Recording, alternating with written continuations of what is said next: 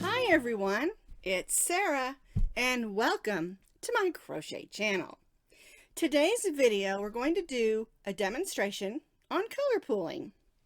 Now this is what we normally think of when we think of color pooling. It's beautiful, it's fun, and if you want to learn how to do it, just go to the Red Heart website and you'll see some fun videos by Marley Bird.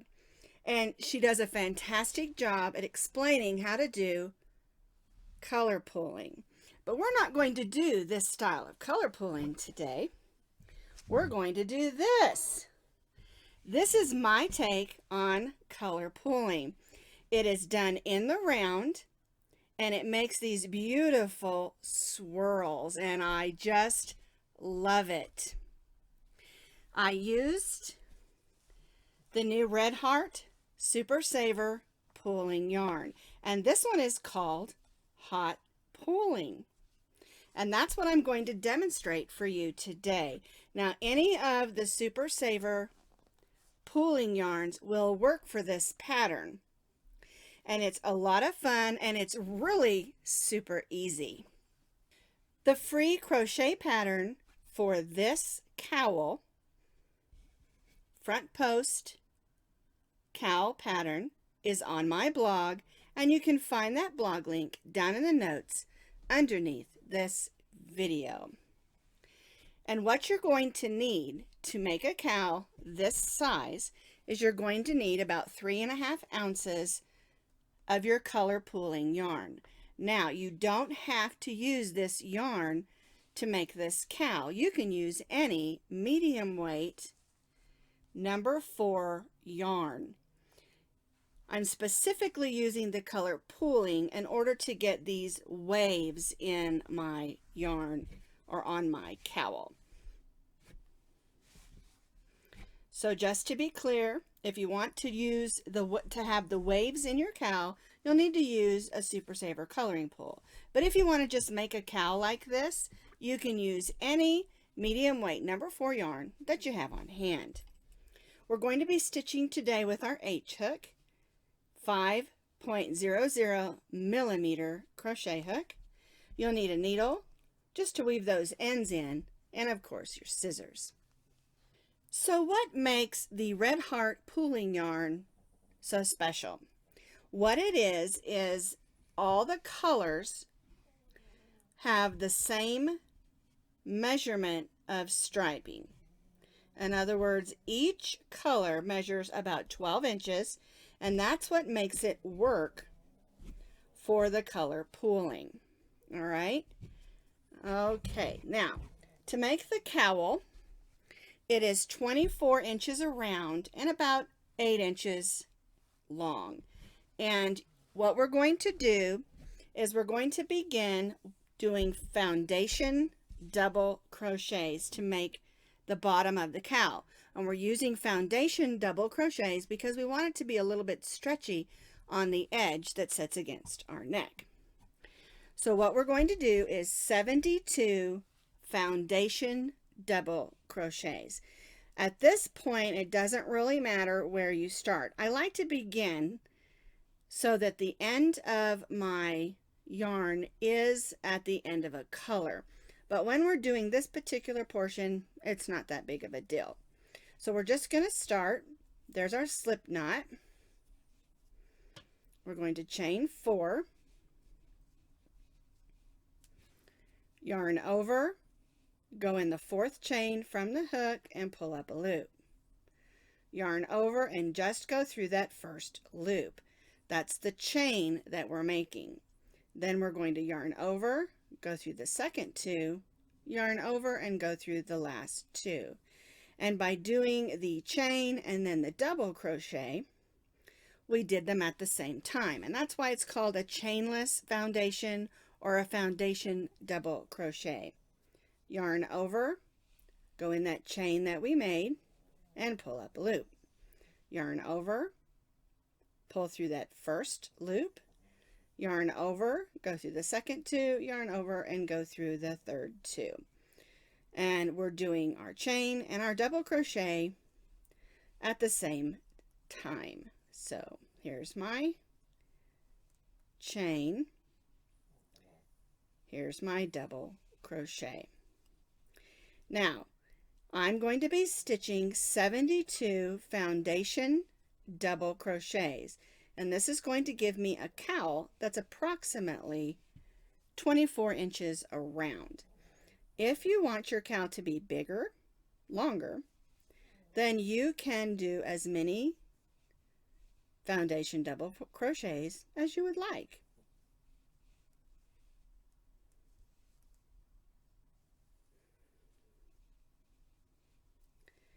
All right, let's go over the foundation double crochet one more time just to make sure you understand what I'm doing.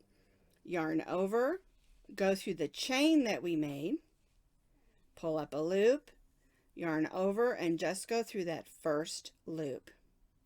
Yarn over, go through the second 2, yarn over, and go through those third 2. And so basically what we're doing is we're making our chain and then our double crochet. And I like to use this, like I said, on a cowl because it makes a nice stretchy edge. And something that you'll notice as you're doing your foundation double crochets, let me pull this through, that you're getting approximately 2 stitches of color. And that looks really nice and it works up really pretty. And I think you're going to really like using this striping yarn for this project. All right, so let's go ahead and do our 72 foundation double crochets.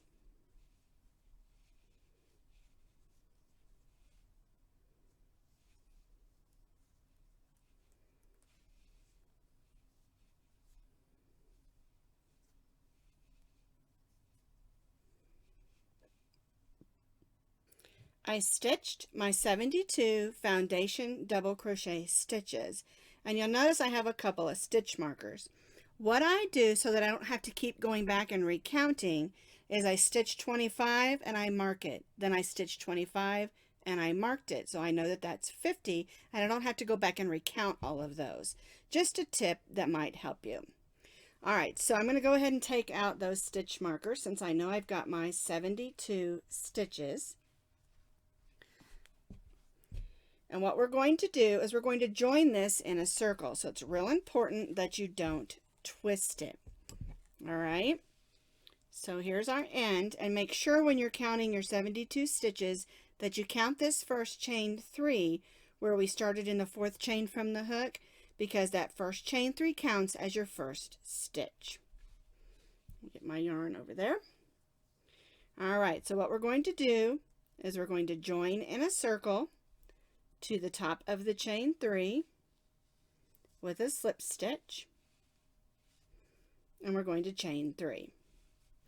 Now you will notice that there's a little bit of a gap there, and what we'll do is we'll take our needle, we'll thread the tail of yarn, and we'll go right in the bottom of that stitch and just bring them together. You can do it now or you can do it later. I like to do my weave-ins as soon as they happen if I certainly can. Then I don't have to worry about it later. So I just went through there a couple of times to hold that together. And make sure that you're not twisted when you go and do that. Now, one thing I want you to notice is how nice and even all the color striping is on this yarn. And that's what makes it lay so pretty for the color pooling. So now that we've closed this gap, the way that this pattern is going to work is we're going to be doing a half double crochet and then a front post double crochet alternating every other stitch. All right, so yarn over, the next stitch is a half double crochet. So we'll go in the top of the stitch, pull up a loop, yarn over, and go through all 3 of those loops. The next stitch is a front post.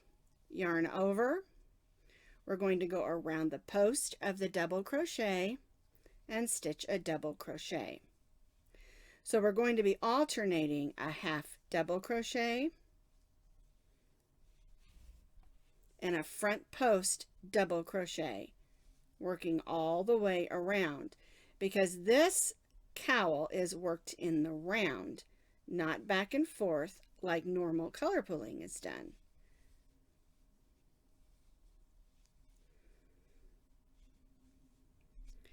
Okay, so let's keep going. Half double crochet in the top of the next double crochet, and then a front post double crochet in the next, working all the way around.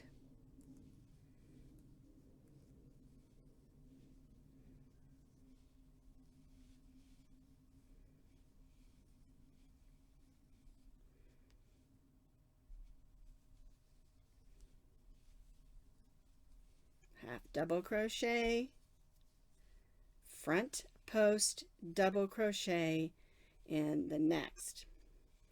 We'll do this all the way around until we get back around here, and then we'll join to the top of our chain 3.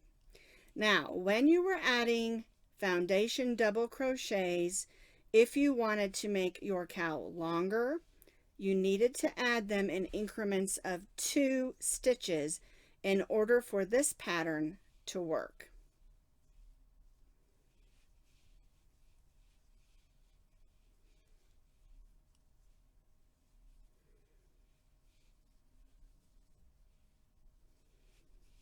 So once again, I'm stitching a half double crochet in the next double crochet, and then a front post double crochet around the next. Repeat all the way around till we reach back here. I completed this row of stitching a half double crochet and a foundation double crochet. Repeat all the way around. And I think you can already see how the pattern's going to flow. When I say the pattern, I mean the pattern of the colors. All right, so let's join to the top of our chain 3 with a slip stitch and chain 3. And we're going to repeat what we just did. Half double crochet in the next stitch, front post double crochet in the next stitch.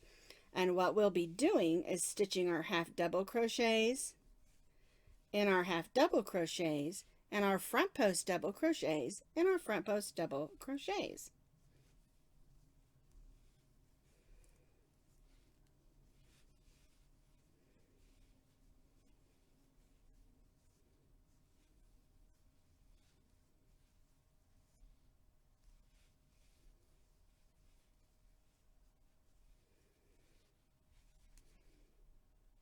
Super simple, right?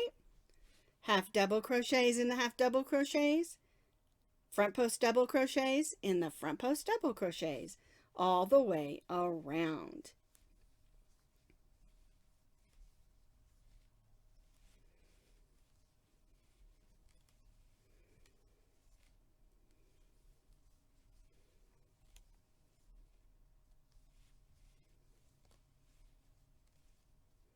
Whoops, got a little string there. There we go. And like I said, half double crochets and half double crochets, front post double crochets in the front post double crochets, working all the way around till we get back around to our chain 3. I completed that second row of half double crochets and front post double crochets, alternating every other stitch. I'm going to join to the top of my chain 3 with a slip stitch and chain 3. Now, this is the way that the cowl will work. You'll repeat this row for as many rows as you need to make your cowl as thick as you want it. Now, if you want to do it according to the pattern, you're going to need to repeat up through row 24. And again, it's just a half double crochet. There we go. and then a front post double crochet in the front post double crochet, half double crochet, and front post double crochet, working all the way around, join to the top of the chain 3, and you'll do this up through row 24.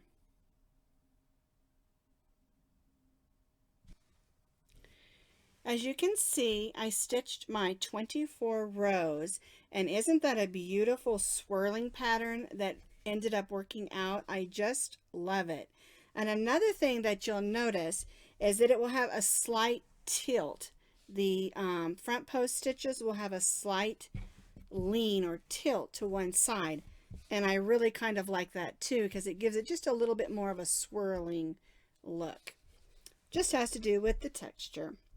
All right, so I've completed that last row, and this is as long as I want it. Now you can continue to go if you want your cowl to be longer. And so we're just going to join to the top of that chain 3 with a slip stitch. We're not going to put any trim or anything on the end. We're just going to clip our yarn, tie that off, and use our needle to weave that in.